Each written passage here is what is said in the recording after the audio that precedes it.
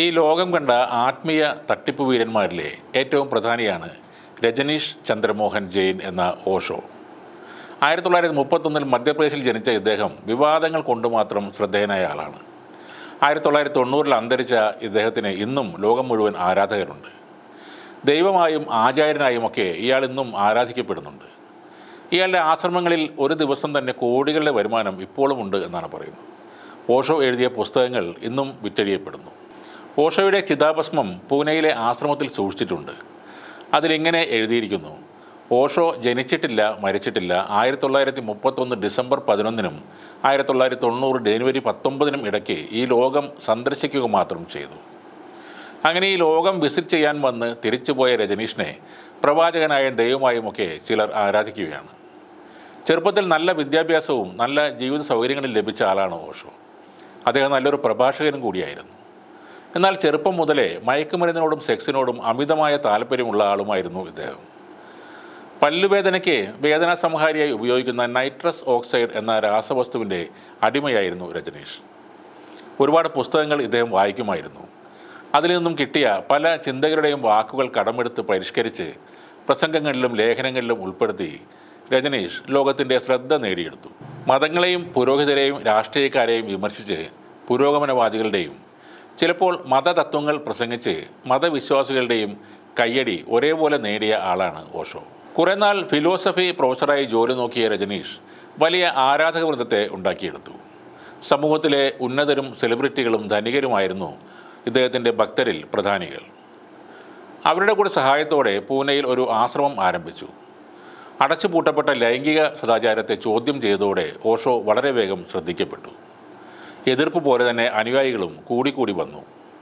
ആശ്രമത്തിൽ പരസ്യമായും സ്വതന്ത്രമായും ലൈംഗികതയും മയക്കുമരുന്നും ഓഷോ തന്നെ വികസിപ്പിച്ച മെഡിറ്റേഷനും കൂടെ ആയപ്പോൾ അവിടുത്തെ ആ സുഖസൗകര്യങ്ങൾ ആസ്വദിക്കാൻ സമ്പന്നരുടെ ഒരു പട തന്നെ ആശ്രമത്തിലേക്ക് ഒഴുകി വന്നു.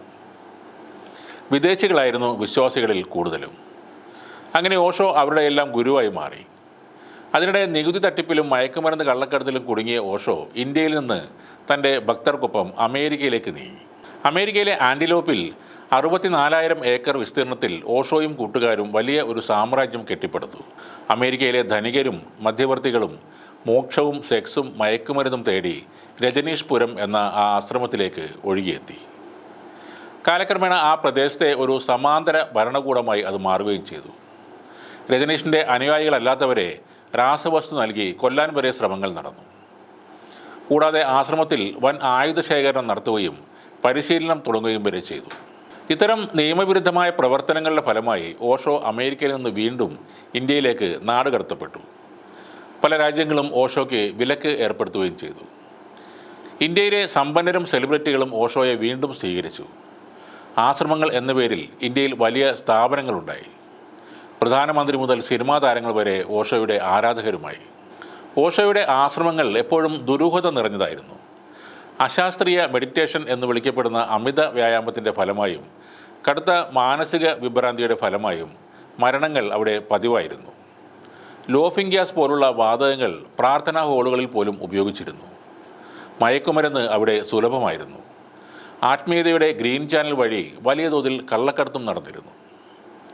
യാതൊരു നിയന്ത്രണവുമില്ലാത്ത സുരക്ഷിതമല്ലാത്ത ലൈംഗിക ബന്ധങ്ങൾ മൂലം എയ്ഡ്സ് അടക്കം പല ലൈംഗിക രോഗങ്ങൾക്കും ആശ്രമ അന്തേവാസികൾ അടിമകളായിരുന്നു. കൊച്ചു കുട്ടികളെ പോലും ലൈംഗിക വൈകൃതത്തിന് ഇരയാക്കുകയും പെൺകുഞ്ഞുങ്ങളെ ചെറുപ്പത്തിലെ ഗർഭഛിദ്രം ചെയ്യുകയും ചെയ്തിരുന്നു. ആഡംബരപ്രിയനായ ഒരു വ്യക്തിയായിരുന്നു ഓഷോ. രത്നം പതിച്ച ചെരുപ്പുകളുടെയും വസ്ത്രങ്ങളുടെയും ആഭരണങ്ങളുടെയും കാറുകളുടെയും ആരാധകനായിരുന്നു അദ്ദേഹം. സുരക്ഷയ്ക്ക് ആയുധം ഏന്തിയ സ്വന്തം സേന തന്നെ ഉണ്ടായിരുന്നു അദ്ദേഹത്തിന്. തൻ്റെ രൂപം കൊത്തിയ ആഭരണങ്ങളും വസ്ത്രങ്ങളും പ്രദർശിപ്പിച്ച് വലിയ ജനകീയ ശ്രദ്ധയും അദ്ദേഹം നേടിയെടുത്തു. സമ്പന്നർ അദ്ദേഹത്തിൻ്റെ പുസ്തകങ്ങൾ വില കൊടുത്തു വാങ്ങി ഷോക്കേസുകൾ അലങ്കരിച്ചു. അന്നും ഇന്നും അതൊരു പൊങ്ങച്ചത്തിൻ്റെ പ്രതീകമായി തുടരുകയാണ്. ഓഷോയുടെ പുസ്തകങ്ങൾ വായിക്കുക എന്നത് ബുദ്ധിപരമായ ഔന്നത്യത്തിൻ്റെ അടയാളമായി കണക്കാക്കുന്ന വിഡ്ഢികൾ ഇപ്പോഴുമുണ്ട്. യാതൊരു കഴമ്പും ഇല്ലെങ്കിലും രജനീഷിൻ്റെ വാക്കുകൾ വേദവാക്കായി ഇപ്പോഴും ആഘോഷിക്കപ്പെടുന്നു. യഥാർത്ഥത്തിൽ ഇന്നത്തെ ന്യൂജൻ ആത്മീയതയുടെ പിതാവായി വേണമെങ്കിൽ ഓഷോയെ കാണാവുന്നതാണ്. ന്യൂജൻ ആത്മീയതയുടെ പ്രധാന ഇരകൾ മധ്യവർത്തികളും സമ്പന്നരുമാണ്. എല്ലാം ആത്മീയമാണെന്നും ഭൗതികമായി നാം ഉണ്ടാക്കിയ വസ്തുവകൾ കൊണ്ട് നമുക്ക് മനഃശാന്തി നഷ്ടപ്പെട്ടിരിക്കുന്നുവെന്നും അതിൽ നിന്ന് രക്ഷ നേടാൻ ആത്മീയത ഒരു ലഹരിയായി കണ്ട് മോക്ഷപ്രാപ്തി നേടണമെന്നുമാണ് ഇവർ ഉപദേശിക്കുന്നത്.